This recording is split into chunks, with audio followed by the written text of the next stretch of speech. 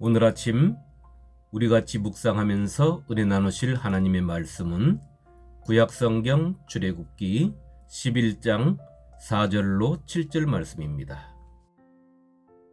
모세가 바로에게 이르되 여호와께서 이와 같이 말씀하시기를 밤중에 내가 애굽 가운데로 들어가리니 애굽 땅에 있는 모든 처음 난 것은 왕 위에 앉아 있는 바로의 장자로부터 맷돌 뒤에 있는 몸종의 장자와 모든 가축의 처음 난 것까지 죽으리니 애굽 온 땅에 전무후무한 큰 부르짖음이 있으리라. 그러나 이스라엘 자손에게는 사람에게나 짐승에게나 개 한 마리도 그 혀를 움직이지 아니하리니 여호와께서 애굽 사람과 이스라엘 사이를 구별하는 줄을 너희가 알리라 하셨나니. 아멘. 성도 여러분, 우리가 세상을 살아가면서 만나는 많은 문제들이 있습니다. 그런데 그 문제의 성격들을 살펴보면 내가 조금 지혜를 내면 해결될 것도 있고, 내 몸을 움직이면 풀릴 것도 있고, 아니면 며칠씩 머리를 싸매야 풀리는 것도 있고, 어떤 것은 다른 사람의 도움을 받아야 해결되는 것도 있습니다. 그러나 아무리 생각하고 고민하고 지혜를 짜내고 다른 사람에게 도움을 청한다 해도 풀리지 않는 문제가 있는 것입니다. 어떤 문제가 되었든지 가장 좋은 해결 방법은 하나님께 맡기는 것입니다. 하나님께 맡기는 방법처럼 좋은 것은 없습니다. 아주 사소한 것에서부터 해결할 수 없는 큰 문제까지 말입니다. 성도 여러분, 다윗 왕처럼 그렇게 하시기를 소망합니다. 하나님께서 기뻐하시는 것은 내 사소한 부분까지 내 입술로 하나님께 아뢰는 것 말입니다. 이 관계가 예수 그리스도 안에서 아버지와 자녀가 된 관계인 것입니다. 다윗 왕은 일생을 그렇게 살았습니다. 오늘 하나님은 마지막 10번째 큰 문제를 바로 왕에게 던지셨습니다. 하나님께서 이전에 애굽 왕 바로에게 내신 9가지의 문제도 애굽 왕 스스로 해결한 것은 하나도 없습니다. 모두가 당신의 종 모세의 요청을 받고 하나님께서 해결해 주신 것입니다. 오늘 바로에게 그렇듯이 내 인생의 문제를 내주시는 분은 하나님이십니다. 물론 내 욕심이 나를 문제에 빠뜨릴 때가 더 많지만 말입니다. 그러나 그 문제의 해답은 너무도 간단합니다. 그것은 내 스스로 내 속에서 내놨던 욕심을 걷어들이기만 하면 간단히 해결되기 때문입니다. 그 결과도 내가 겸허히 받아들이면서 말입니다. 내가 믿음의 사람이라면 문제의 해결책은 당연히 하나님께서 가지고 계십니다. 내 욕심의 문제가 아니면 내 믿음을 성숙시키기 위한 문제이기 때문입니다. 그것은 곧 우리의 삶 속에서 문제가 생기면 하나님을 찾아야 하는 것을, 그리고 이 길이 가장 쉽게 해결받는 것임을 하나님께서는 9번에 걸쳐 애굽 왕 바로에게 알려주고 계시고 있습니다. 이 말씀을 보면서 우리 모두가 깨닫기를 소망합니다. 성도 여러분, 저는 오늘 말씀을 읽으면서 2가지의 두려움이 느껴졌습니다. 하나는 하나님께서 표현하신 전무후무라는 말입니다. 하나님께서 이 세상을 향하신 당신의 사랑과 자비하심은 성경 곳곳에 묻어 있습니다. 우리의 삶 속에서 고백되어지고도 있습니다. 그러나 하나님께서 이 땅을 심판하시기로 그 마음을 정하셨을 때는 그 심판은 전무후무한 심판이 된다는 것입니다. 오늘 우리가 읽은 말씀은 요한계시록에 나타나는 말씀과 같이 명암이 확실하게 구분되는 말씀입니다. 애굽 온 땅에 전무후무한 큰 부르짖음이 있으리라. 애굽 땅에 있는 모든 가축으로부터 시작하여 사람의 자녀까지, 특히 애굽 왕 바로의 자녀도 예외 없이 처음 난 것은 다 죽었으니 그 울부짖는 소리가 어떠했겠습니까? 진정 아비규 아니었을 것입니다. 지옥에서 울려나오는 소리였을 것입니다. 그에 반해서 이스라엘 사람들이 거주하는 애굽 땅의 한 조각, 고센 땅은 개의 혀도 움직이지 않게 하셨다는 것입니다. 바람만 조금 세게 불어도 지저대는 것이 개의 습성인데, 그 개의 혀가 움직이지 않았다는 것은 하나님께서 소리를 낼 수 있는 모든 것들을 붙잡고 계셨다는 것을 알려주고 있는 것입니다. 이스라엘 백성들이 거주하는 고센 땅은 이처럼 고요하고 평온했던 것입니다. 한쪽은 심판으로 지옥에서나 들을 수 있는 소리를 내며 온 애굽 땅이 울부짖음으로 들썩이는데, 같은 하늘, 같은 땅 한쪽에서는 이제껏 느껴보지 못한 고요함과 평온함을 느끼고 있는 것입니다. 성도 여러분, 이 모습을 연상해 보십시오. 우리는 이 모습에서 두 가지의 두려움을 가져야 합니다. 하나는 우리에게 주신 사명, 생명 구원에 대한 것입니다. 내가 나에게 주신 사명을 온전히 감당하지 못하므로 다른 영혼이 구원의 길에 서지 못하는 것을, 다른 하나는 하나님의 은혜로 예수를 믿은 내가 예수를 버리고 다시 세상으로 돌아가서 나의 결국이 울부짖는 자의 무리에 드는 것, 그것을 말하는 것입니다.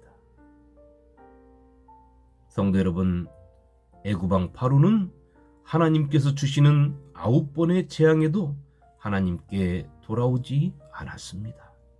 그리고 오늘 마지막 10번째 재앙 앞에 서 있는 것입니다. 그런데도 그는 아직도 그 마음이 굳어 있습니다. 성경은 애굽 왕 바로의 장자가 죽었다고 했습니다. 애굽 왕 바로로부터 시작해서 애굽의 모든 사람들이 울부짖었다고 성경은 기록하고 있습니다. 그 밤에 바로와 그 모든 신하와 모든 애굽 사람이 일어나고 애굽에 큰 부르짖음이 있었으니 이는 그 나라의 죽임을 당하지 아니한 집이 하나도 없었음이었더라. 출애굽기 12장 30절 말씀입니다. 오늘 여러분은 예수 안에 있습니까? 그런데도 삶에 문제가 있습니까? 그 문제를 짊어지고 있습니까? 그 문제 때문에 고통스럽고 걱정과 근심에 잠을 이루지 못하십니까? 우리 주님은 마태복음 11장에 말씀하셨습니다. 나는 온유하고 겸손하다. 또 내 멍에는 쉽고 내 짐은 가볍다. 나에게 배우고 쉼을 얻으라. 이렇게 말씀하셨습니다. 오늘 고센 땅은 참으로 고요합니다. 그리고 평온하고 평안합니다. 근심도 걱정도 없습니다. 오늘 여러분은 예수밖에 있습니까? 삶의 문제가 자꾸만 찾아옵니까? 그 문제가 나를 힘들게 하고 고통도 안겨줍니까? 문제가 해결되지 않아 근심과 걱정이 쌓여 있습니까? 오늘 애굽 땅은 큰 소리로 울부짖고 있습니다. 하나님께서는 당신이 돌아오기를 기다리십니다. 하나님을 찾아주시기를 간절히 소망하고 계십니다. 하나님은 긍휼하신 사랑의 마음으로 당신을 만나고 싶어 하십니다. 성도 여러분, 제가 두 번째 느끼는 두려움은 고센 땅에 있는 이스라엘 백성들입니다. 하나님은 모세에게 명령하셨습니다. 모든 이스라엘 백성에게 그 달 열흘의 어린 양을 취하라고 했습니다. 어린 양은 흠없고 1년 된 수컷이라고 했습니다. 19날까지 잘 관리했다가 해질 때 그 양을 잡으라 했습니다. 그 어린 양을 먹으라 했습니다. 그 피를 집 좌우 문설주와 임방에 바르라 했습니다. 그 밤에 고기를 불에 구워 먹으라 했습니다. 무교병과 쓴 나물과 함께 먹으라 했습니다. 날것으로나 물에 삶아서 먹지 말라고 했습니다. 머리와 내장을 다 불에 구워 먹으라 했습니다. 아침까지 남겨두지 말라 했습니다. 남은 것은 불사르라 했습니다. 또 허리에 띠를 띠고 발에 신을 신고 손에 지팡이를 잡고 급히 먹으라 했습니다. 이 명령이 모세를 통하여 고센 땅에 거주하는 이스라엘 백성들, 하나님의 백성들에게 내려진 명령입니다. 하나님께서는 모세에게 이렇게 말씀하셨습니다. 내가 그 밤에 애굽 땅에 두루 다니며 사람이나 짐승을 막론하고 애굽 땅에 있는 모든 처음 난 것을 다 치고 애굽의 모든 신을 내가 심판하리라. 나는 여호와라. 내가 애굽 땅을 칠 때에 그 피가 너희가 사는 집에 있어서 너희를 위하여 표적이 될지라. 내가 피를 볼 때에 너희를 넘어가리니 재앙이 너희에게 내려 멸하지 아니하리라. 아멘. 출애굽기 12장 12절로 13절 말씀입니다. 성도 여러분, 고센 땅에 머무르는 이스라엘 백성들이라고 해서 이 재앙이 넘어가는 것은 아닙니다. 그것은 교회만 다닌다고 해서 다 구원받는 것이 아니라는 것입니다. 어린 양의 피가 묻어 있어야 합니다. 그런데 그 어린 양은 흠없고 1년 된 순양입니다. 다시 말해 예수 그리스도의 피가 나에게 있어야 하는 것입니다. 내가 만든 예수의 피가 아니라, 세상이 만든 예수의 피가 아니라, 십자가에서 우리의 죄를 대신하신 예수 그리스도의 피가 나에게 있어야 하는 것입니다. 모세의 입을 통하여 말씀하시는 하나님의 명령을 살펴보십시오. 구원의 길에 들어선 우리가 우리의 삶을 통하여 구원을 이루어가는 삶은 적당히 해석하는 것이 아님을 분명하게 가르쳐주고 있습니다. 고센 땅에 있던 이스라엘 백성들은 하나님의 9가지의 재앙이 애굽 땅에 내려질 때마다 그들은 하나님만을 바라본 것입니다. 그들은 모세를 통하여 내리시는 하나님의 명령을 그대로 따랐습니다. 이스라엘 자손이 물러가서 그대로 행하되 여호와께서 모세와 아론에게 명령하신 대로 행하니라. 출애굽기 12장 28절 말씀입니다. 이스라엘 백성들 200만 명이 넘는 사람들 중에 한 가정도 누구 하나 장자를 잃었다는 성경의 기록이 없습니다. 그 수많은 사람들이 위에 열거한 모든 명령을 세밀하게 지킨 결과인 것입니다. 우리는 그렇게 말하고 있지 않습니까? 하나님의 은혜로 구원받았다고 말입니다. 우리는 하나님의 은혜로 고센 땅에 머물고 있을 뿐입니다. 이스라엘 백성들이 1년 된 흠없는 순양을 잡아야만 6월절의 모든 것이 시작될 수 있듯이 우리가 참 예수 그리스도를 내 주로 믿을 때만이 구원은 시작되고 구원의 역사는 쓰여져 가는 것입니다. 성도 여러분, 이 세상을 사는 모든 사람은 삶의 문제에 직면하게 되는 것입니다. 그러나 그 문제를 바라보는 시각은 서로 다릅니다. 사람의 눈으로 바라보며 그 문제 속에서 헤매는 사람이 있는가 하면 하나님의 눈으로 바라보고 더욱더 하나님께 가까이 나아가는 사람도 있습니다.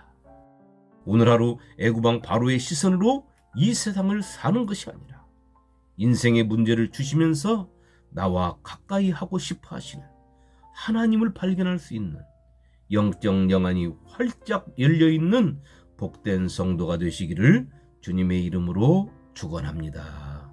아멘.